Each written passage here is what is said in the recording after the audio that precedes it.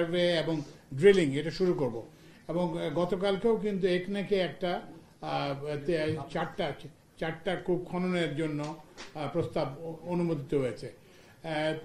এবং আমরা আশাবাদী হতে চাই, কারণ আমাদের গ্যাস প্রয়োজন, আমাদের গ্যাসের অভাবে আমাদের বিদ্যুৎ উৎপাদন ব্যাহত হচ্ছে, গ্যাসের অভাবে আমাদের শিল্প কারখানার উৎপাদন ব্যাহত হচ্ছে। আমরা চাই যে এই যে গ্যাসের যেখানে যে সম্ভাবনা আছে, অনশোর হোক কিংবা অফশোর হোক, এটাকে আমরা বের করতে চাই এবং এটা যদি পাওয়া যায় এবং এটাকে জাতির কল্যাণে আমরা ব্যবহার করতে চাই। তো সুতরাং এটা অব্যাহত থাকবে। আমরা অলরেডি চারটা গতকাল একনেকে অনুমোদন দেওয়া হয়েছে।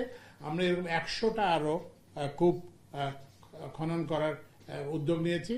তো আশা করি হয়তো যে আমরা এখন যেটাকে অমূলক বলছি সেটা হয়তো একদিন বাস্তব হয়ে উঠবে, এই আশা করি। ধন্যবাদ। বলেন। শিওর স্যার, গ্যাসপ্রম নিয়ে যেহেতু বললেন, স্যার 2016 সালে শাহবাজপুরে 2টি কূপ খননের কাজ দেওয়া হয়, যেটি বাপেক্সের ছিল, এবং সেইখানে 260 কোটি টাকার অনিয়ম করে গ্যাসপ্রমে কাজ দেওয়া হয়। তখন নাজিবুদ্দিন সাহেব ছিলেন জ্বালানি সচিব, এবং সেই ব্যাপারে আপনারা এখন আসলে তদন্ত করবেন কিনা, যেহেতু বাপেক্স একটি দেশীয় প্রতিষ্ঠান, তার ক্ষতি করে এবং দেশের অর্থও ক্ষতি করে গ্যাসপ্রমকে কাজটি দেওয়া হয়েছিল, তখন সেই বিষয়টি আপনারা তদন্ত করবেন কিনা, এবং এর ফলে বাপেক্সের যে সক্ষমতা সেখানে অনেক লস হয়েছে, এই বিষয়গুলো আপনারা তদন্ত করবেন। আচ্ছা, এখন এখানে দুটা জিনিস। একটা জিনিস হচ্ছে যে আপনি জানেন যে বিদ্যুৎ এবং জ্বালানি খাতে একটা, আমি আগেও আপনাদেরকে বলেছি, অনেকে ছিলেন, এখন প্রতিযোগিতা ছাড়া কাউকে কোনো কাজ দেওয়া হবে না, কোনো অবস্থাতেই। এটা বিদ্যুতে হোক কিংবা গ্যাসে হোক, গ্যাস এক্সপ্লোরেশনে হোক, গ্যাস ডিস্ট্রিবিউশনে হোক, মানে বিদ্যুৎ কি বলে ট্রান্সমিশনে হোক, যে কোনো জায়গায় কোনো প্রতিযোগিতা ছাড়া, উন্মুক্ত প্রতিযোগিতা ছাড়া কোনো দেওয়া হবে না। আর এরপর হচ্ছে যে দ্বিতীয় যে প্রশ্নটা, যে গ্যাস অতীতের যেসব চুক্তি হয়েছে সেগুলো নিয়ে, তো এটার জন্য আপনারা জানেন যে আমরা একটা জাস্টিস মইনুলকে দিয়ে একটা জাতীয় কমিটি করেছি, এবং ওনারা এগুলো দেখবেন এবং ওনারা যে সুপারিশ করবেন সেই সুপারিশের ভিত্তিতে আমরা, এবং এছাড়া ওই যে ডক্টর দেবপ্রিয় ভট্টাচার্যের নেতৃত্বে আরেকটা কমিটি আছে, যেখানে প্রফেসর অধ্যাপক তামিমও আছেন। ওনারাও এইসব বড় বড় ইয়েগুলো দেখছেন, বড় বড় চুক্তিগুলো পরীক্ষা করতেছেন। তো এই দুই কমিটি আমাদেরকে যে সুপারিশ করবেন সেটা, তাহলে টু সাম আপ, যে অতীতের ব্যাপারে আমরা যেহেতু কমিটি করছি, সেই কমিটির ভিত্তিতে, সুপারিশের ভিত্তিতে আমরা কাজ করব। আর ভবিষ্যতের ব্যাপারে আমরা জ্বালানি বিদ্যুৎ খাতে উন্মুক্ত প্রতিযোগিতা ছাড়া কোনো প্রকল্প গ্রহণ করা হবে না, কোনো টেন্ডার গ্রহণ করা হবে না। আমরা এই G2G এবং অন্যান্য যেটা ওই যে কি বলে যে নেগোসিয়েশনের মাধ্যমে, আপনারা জানেন যে 2010 সালের আইনকে তো আমরা ব্যবহার করতেছি না। তো সুতরাং আমরা সামনে আশা করি যে এই ধরনের অনিয়ম আর হবে না। ডিজাইন, এলিগেন্স, বিউটি, সেরা পণ্য সবার জন্য জেভিকো। না, লোডশেডিং মনে হয় একদিন কোথায় বিদ্যুতের লোক হয়তো আছে, একদিন না 2 দিন ছিল। এরপরে লোডশেডিং এর কতগুলো কারণ ছিল, সেগুলো কিন্তু হচ্ছে যে ওই যে বললাম যে একসময় রামপাল বন্ধ হয়ে গেছিল, বড় পুকুরের একটা ইউনিট বন্ধ হয়ে গেছিল এবং আদানি থেকে সরবরাহ, এবং তখন আবার ওই যে ভাদ্র মাসের গরম যেটাকে বলে, একদিকে বিদ্যুতের চাহিদা বেড়ে গেছিলো, আরেকদিকে বিদ্যুতের সরবরাহ একটা। তো সেটা আমরা মোটামুটি এখন কাটিয়ে এসেছি, এবং আমরা অতিরিক্ত গ্যাস এখন দিতে দেওয়া হচ্ছে। তো সুতরাং লোডশেডিং এখন এই জন্যই বললাম যে আমরা একটা কি বলে, আপনাকে প্র্যাকটিক্যাল হতে হবে। প্র্যাকটিক্যাল হওয়ার কারণে আমরা কিন্তু এই জন্য বলছি যে আমরা 2010 সালের যেহেতু আমরা ভবিষ্যতে ব্যবহার করবে না, কিন্তু আমরা বলছি চুক্তিগুলোকে আমরা করব, চুক্তিগুলোকে বহাল রেখেছি। তো বহাল রেখেছি, কিন্তু এর মানে হচ্ছে একটা যে কোনো একটা চুক্তির একটা মূল বিষয় হচ্ছে যে প্রত্যেকটা চুক্তিতে একটা থাকে যে আপনি প্রত্যেকটা চুক্তি একটা গুড ফেথ, মানে আপনি বিশ্বাসে, ভালো বিশ্বাসে করবেন। যা আমরা দুজনের মধ্যে চুক্তি হচ্ছে, আমি বদরুল ইমাম সাহেবকে ভালো জেনে করব এবং বদরুল ইমাম সাহেব আমাকে ভালো জেনে করবেন আর কি।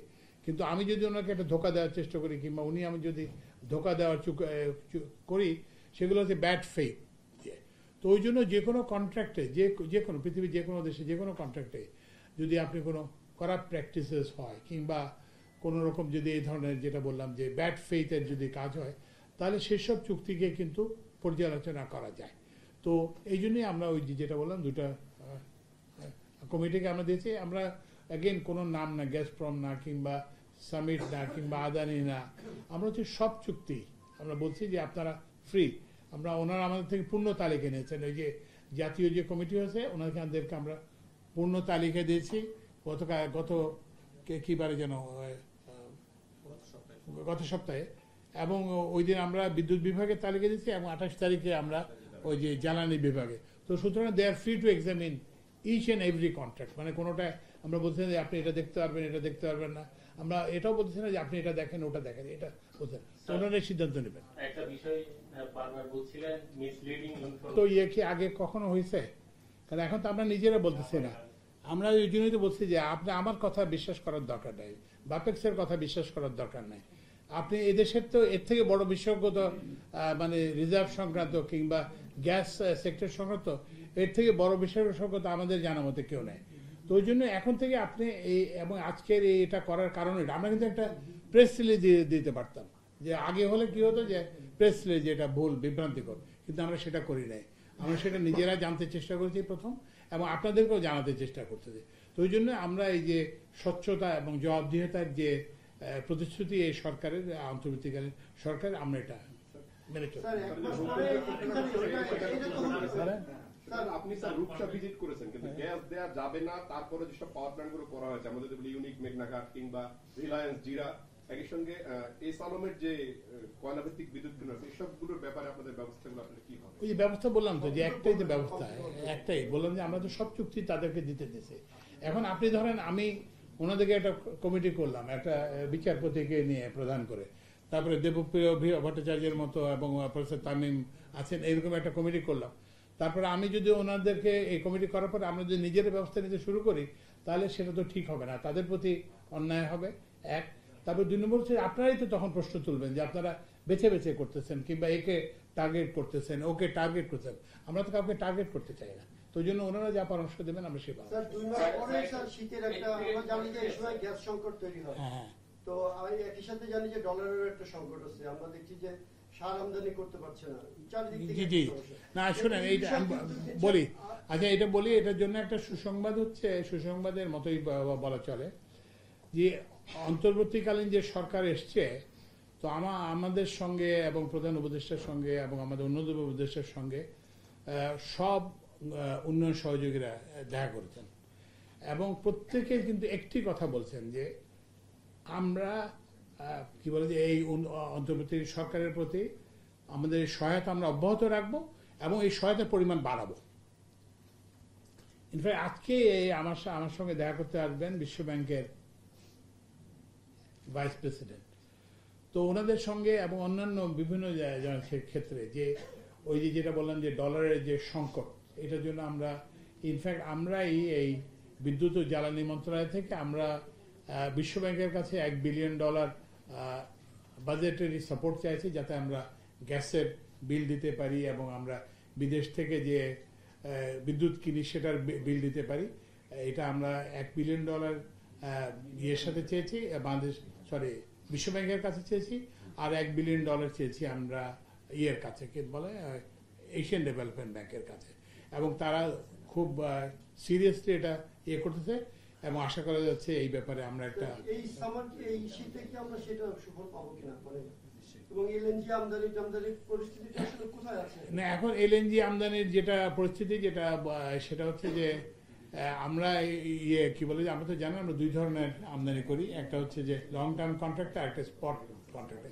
তা আমরা দুটাই আমরা অব্যাহত আছে। আপনারা জানেন যে এক সময় কাতার থেকে বলা হয়েছিল যে $150 মিলিয়ন না দিলে 5 দিনের মধ্যে, তাহলে তো আমরা তখন কাতারের যে আমাদের যে কাউন্টারপার্ট তার সঙ্গে ইয়ে করেছি এবং আমরা টাকা পরিশোধ করেছি, ফলে আমাদের ইয়েটা জ্বালানি সরবরাহ অব্যাহত আছে। আমরা স্পট মার্কেটেও জ্বালানি কেনা আমরা অব্যাহত রেখেছি। তো আমরা কিন্তু প্রস্তুত, এবং আমরা এবং এই যেটা বললাম যে বিশ্ব ব্যাংক এবং বিভিন্ন জায়গা থেকে দ্রুত ডিসবার্সমেন্ট হবে, এরকম অর্থ ছাড় হবে, এরকম একটা প্রতিশ্রুতি আমরা পেয়েছি। আমরা আশা করি যে এই যে ইয়ের সংকটের কারণে, ডলার সংকটের কারণে যে জ্বালানি আমদানি যে ব্যাহত হয়েছে কিংবা বিদ্যুতের আমদানি কিংবা বিদ্যুতের পেমেন্ট ব্যাহত হয়েছে, এটা আমরা আশা করি যে এই শীতের আগে, এই শীতের মধ্যেই আমরা ইয়ে করতে পারবো। আমিন স্যারের কাছে যদি একটা প্রশ্ন নিতে দিলেন, স্যার আপনার যে শ্বেতপত্র বলেন।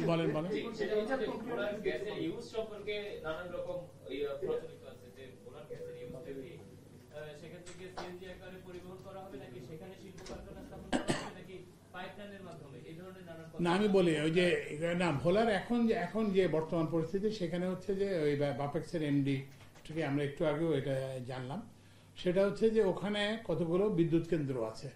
সেই বিদ্যুৎ কেন্দ্রে প্রধানত এটা ব্যবহার হচ্ছে, খুবই সামান্য 2 MMCFD মনে হয় ইয়েতে ব্যবহার হচ্ছে, স্থানীয় আবাসিক এবং শিল্প কারখানায় ব্যবহার হচ্ছে। তো এখন ওখানে একটা মনে হয় ইয়ে আছে যে ওই ইয়ে করে আনার, কি যেন এটা সিএনজি করে আনার। তো আমরা প্রথমত এটাকে উন্মুক্ত করে দেব, আরো লোক করতে পারবে। আর দ্বিতীয় হচ্ছে যে আমরা একটা হচ্ছে যে গ্যাস লাইনের কথা, সেটাও আমরা চিন্তা করতেছি। আর গতকালকে আমার সঙ্গে দেখা করতে আসছিলেন এশিয়ান ডেভেলপমেন্ট ব্যাংক, তো ওখানে আমরা ভোলাতে একটা ব্রিজের ব্যাপারেও, এটা কিন্তু ব্যয় সাপেক্ষ, ভোলাতে একটা ব্রিজের ব্যাপারেও আলাপ হচ্ছে। তো ওই ব্রিজ হলে আপনারা জানেন যে আমরা যখন ব্রিজ করি তখন আমরা এটা মাল্টিপারপাস ব্রিজ করি, যেখান দিয়ে গ্যাস যায়, তারপরে ইলেকট্রিক্যাল ট্রান্সমিশন লাইন যায় এবং অন্যান্য, তারপরে ওই যে ইন্টারকানেক্টর, ওই ইন্টারনেট কানেক্টরের ইয়ে যায়। তো আমরা সেই দিকে এগোচ্ছি আর কি। তো এখন মুশকিল হলো যেটা হলো, সেটা হলো ব্যাপার হলো যে এই হিউজ ইনভেস্টমেন্টে জাস্টিফাই হওয়ার জন্য রিজার্ভটা বাড়তে হবে আর কি। রিজার্ভ বাড়লেই এই বড় ইনভেস্টমেন্ট, রোড প্লাস ওই যেটা বললাম যে গ্যাস ইনফ্রাস্ট্রাকচার, এটা জাস্টিফাইড হবে। তো আমরা ওই জন্যই ওই যেটা বললাম যে বাপেক্সের মাধ্যমে ইয়েটাকে কি বলে যে খনন কার্য, এটাকে আমরা জোর দিয়েছি। 4টা প্রকল্প গতকাল সভায় অনুমতি হয়েছে, আরও প্রকল্প আছে। এবং এছাড়াও আমরা ওই যে নিচে যে জায়গাটা সম্ভাবনাময় আছে সেই জায়গাতেও আমরা 100টা ড্রিপ কুল।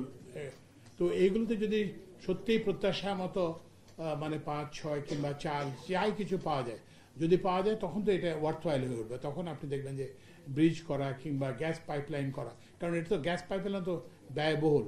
তারপরে হচ্ছে যে আপনি আলাদাভাবে করলে এটা সমুদ্রের নিচ দিয়ে করতে হবে, কিংবা ওখানে তো একটা সমুদ্র আছে, নদী আছে, নদীর মোহনায় ওটা। তো কিংবা আপনি যদি ব্রিজের মাধ্যমে আনেন বিপুল ব্যয় হবে। তো আমরা ওই জন্য এই দুটাই একসঙ্গে করবো আর কি। একসঙ্গে আমরা ওই বিদ্যুতের খনন কাজ, সার্ভে, সেসমিক সার্ভে এবং খনন কাজ চালিয়ে যাব। আবার একই সঙ্গে যেটা বললাম যে ওই যে এটা গ্যাস কিভাবে আনা যায় সেটার জন্য প্রকল্প প্রস্তুত। অনেক আগে থেকে বলা হচ্ছিল যে দেশে যে রেন্টাল বিদ্যুৎ কেন্দ্রগুলো আছে, ক্যাপাসিটি 4 বছরের পর বছর বসিয়ে দেওয়া হচ্ছিল। অনেকে বন্ধ করার পক্ষে ছিলেন, অনেকে যারা কথা বলছিলেন তদন্ত করার কথা বলছিল। আপনারা আসলে কি ভাবছেন এই কেন্দ্র? না, আমরা তো প্রথম কথা হচ্ছে যে ওই যে রিনিউয়াল তো হচ্ছে না, রিনিউয়াল যেগুলো আসছে সব বন্ধ করে দেওয়া আছে। কোনো এই আগে যেটা যে আসছে যে এই প্রকল্প হয়ে গেছে, আবার রিনিউয়াল করা যাবে, সবগুলোই না করে দেওয়া যাবে।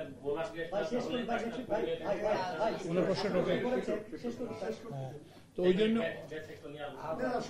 না যাক, তো এখন ওই জন্যই আমরা এটা করতেছি না। আর যেটা বললাম যে ওই যে অনিয়মের ব্যাপারে তো আমি একই উত্তর, যে আমরা তো 2টা কমিটি কাজ করতেছে, ওদের ইয়ের ভিত্তিতে আমরা সিদ্ধান্ত নেব। বসিয়ে টাকা দেওয়া হবে না এরকম বলতে পারছি আমরা এখন? কোনটা? বিদ্যুৎ রেন্টাল যে বিদ্যুৎ কেন্দ্রগুলো আছে না, এখন তো হচ্ছে কি শুনেন, এখন তো একটা চুক্তি তো আছে। যতক্ষণ একটা চুক্তি বলবৎ থাকে তখন চুক্তিটা তো আপনি অনুসরণ করতে পারেন। আপনি যদি এটা রিনেগোশিয়েট যতক্ষণ পর্যন্ত না করতে, কিংবা চুক্তি যতক্ষণ পর্যন্ত বাতিল না করতেছে, ততক্ষণ পর্যন্ত চুক্তি অনুসারে আমাদেরকে কাজ করতে হবে। দুর্নীতির চুক্তি যদি হয়ে থাকে সেটা আমরা ক্যারি করবেন স্যার আপনারা? না, আমরা তো ক্যারি করবো না, বলি নাই তো। আমরা তো ক্যারি করবো কখনোই বলিনি। আমরা এই জন্য এইগুলো দেখার জন্যই তো আমরা এই 2টা কমিটি কাজ করতেছি। তো একটু ধৈর্য ধরেন, ওনাদের রিপোর্টটা আসুক, তারপরে দেখেন আমরা কি ব্যবস্থা নিই কি নিই না।